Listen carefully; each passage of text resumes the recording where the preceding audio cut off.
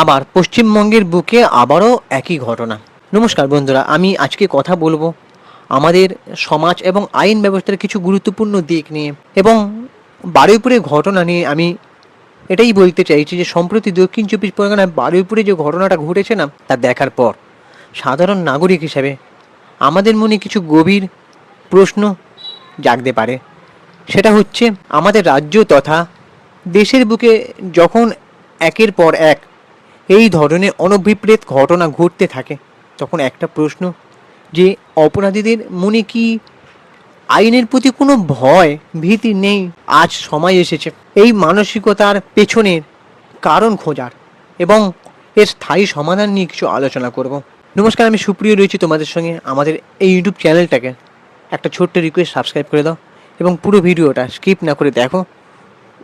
আমার এই ছোট্ট ভিডিওর মাধ্যমে আমি কিছু প্রতিবাদ, আমার যেমনটা মনে হলো যে হ্যাঁ, এত কিছু নিয়ে যখন কথা বলি, এইটা নিয়ে কথা না বললে মনে হয় আমার বিবেকের অপমান। আমি মানুষ হিসেবে, একজন সাধারণ নাগরিক হিসেবে দেশের আমার যে দায়িত্ববোধ নিয়ে আমি ভিডিও বানাই, কোথাও কি এটা না নিয়ে বললে আমার মনে হয় আমি রাতে ঘুমাতে পারবো না।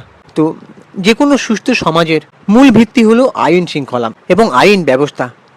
কিন্তু বর্তমান সময়ে দাঁড়িয়ে আমাদের চারপাশের কিছু ঘটনা বিশ্লেষণ করলে মনে হয় অপরাধ করার আগে মানুষ আইনি পরিণতির কথা কোনোভাবেই ভাবছে না। এর প্রধান কারণটা কি? প্রথমত, অনেক ক্ষেত্রে আইনি প্রক্রিয়া বা বিচার সম্পন্ন হতে দীর্ঘ সময় লেগে যায়। দ্বিতীয়ত, অপরাধীরা অনেক সময় ভাবে যে তারা হয়তো কোনো ফাঁক ফোকর গলে পার পেয়ে যাবে।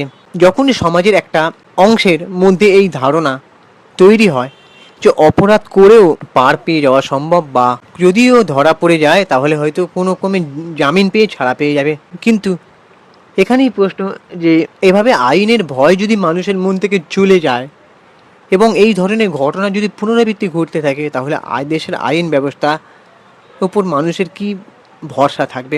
তাহলে এর সমাধানটা কি? এখন প্রশ্ন হলো, এর সমাধান সাধারণ মানুষ হিসেবে আজ আমাদের দাবি একটাই, সেটা হচ্ছে সমাজে এমন কিছু নজির এবং দৃষ্টান্তমূলক উদাহরণ তৈরি করা হোক, যাতে ভবিষ্যতে কেউ এমন কোনো অন্যায় বা অপরাধ করার আগে তাদের হাড়হিম করা বুকটা কেঁপে উঠবে এবং 100 বার তারা ভাবতে বাধ্য হবে। তারপরই এই অপরাধ যে স্তরেরই হোক না কেন, তা নিশ্চিত করতে হবে।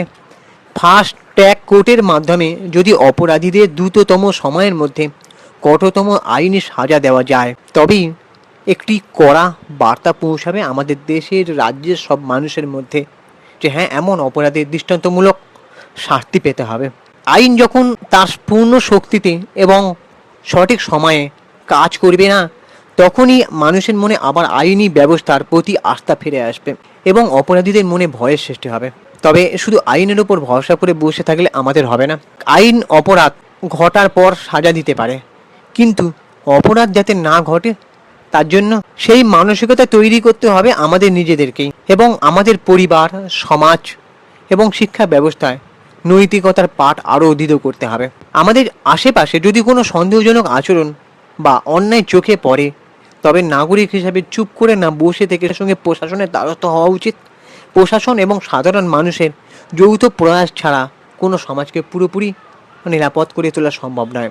বারুইপুরের ঘটনা আমাদের আরও একবার মনে করিয়ে দিল যে শান্ত ও নিরাপদ সমাজ গড়ে তুলতে পারে আমাদের বিচার ব্যবস্থাকেও আরও শান্ত ও নিরাপদ সমাজ গড়ে তুলতে আমাদের বিচার ব্যবস্থাকে আরও কঠোর করে তুলতে হবে এবং আমাদেরকে আরও তৎপর হতে হবে এবং দৃষ্টান্তমূলক পদক্ষেপ নিতে হবে।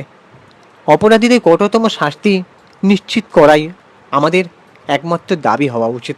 এই বিষয়ে আমি আরও একটা কথা বলতে চাই যে অপরাধীদের কোনো রকম, আমার মনে হয় যদি প্রমাণ হয়ে যায় যে এই অপরাধী সত্যি এই জঘন্যতম কাজটা করেছে, তাহলে আর কোনো সুযোগ দেওয়া উচিত নয়। একেবারে এমন একটা কঠিন শাস্তি দেবেন যাতে মানুষ ভয় পাবে এমন কাজ করতে। ব্যাপারটা এখানে প্রশ্নটা উঠছে একটাই, যে আইনি ব্যবস্থার কোনো ফাঁক ফোকর আছে, এমন একটা পানিশমেন্ট তৈরি করতে হবে যাতে এই পানিশমেন্টটা তৈরি হয়নি বলেই হয়তো মানুষ ভাবছে যে এরকম কাজ করলে হয়তো ছাড় পাওয়া যাবে, বা কোনো টাকা পয়সার দম্ভে বা রাজনৈতিক দম্ভে হয়তো ছাড় পেয়ে যাবে। এরকম অনেক ঘটনা ঘটেছে কিন্তু আমাদের দেশে বা রাজ্যে। তো তাই আমার মনে হচ্ছে মানুষ এরকম কাজ করার সুযোগটা পাচ্ছে। এবার আপনাদের কি মনে হচ্ছে যে এই কাজের জন্য কেমন শাস্তি দিলে এরকম কাজ আর হবে না, মানে এরকম জঘন্যতম ঘটনা আর ঘটবে না? আমরা মনে করেছিলাম যে সরকার পালাবদলের পর হয়তো এমন কোনো ঘটনা হয়তো আর ঘটবে না, কিন্তু এখানে সরকারের দোষ দিয়ে লাভ নেই। এখানে যে মানুষগুলো, কি বলবো, মানে মানুষ বলতেই আমার ইচ্ছা করছে না তাদেরকে, যারা এরকম কাজগুলো করছে, যারা এরকম ঘটনাগুলো ঘটাচ্ছে, তাদের আমি তো আগেই বললাম শাস্তি দেওয়া উচিত। তবে সরকার যদি ওনাদের তরফ থেকে এই মানুষগুলোর একটা কঠিন বিচার করেন এবং শেষ না থেকে ছাড়েন, তাহলে মনে হয় সব থেকে বেশি ভালো হবে। আর আমি ওই যে বলছিলাম যে সরকারের দোষ দিয়ে লাভ নেই, এই মানুষগুলো মানুষরূপী আর কি মুখোশ পড়ে আছে। তারা যারা অপরাধ করা ঠিকই করবে, কিন্তু আমাদেরকে সেই অপরাধ থেকে দমন করতে হবে, যতটা সম্ভব অপরাধ থেকে আটকানোর চেষ্টা করতে হবে। আমার মনে হয় এখনকার পাঠ্যপুস্তকে এবং আমাদের মা বাবাদের একটা নৈতিক শিক্ষা দিতে হবে।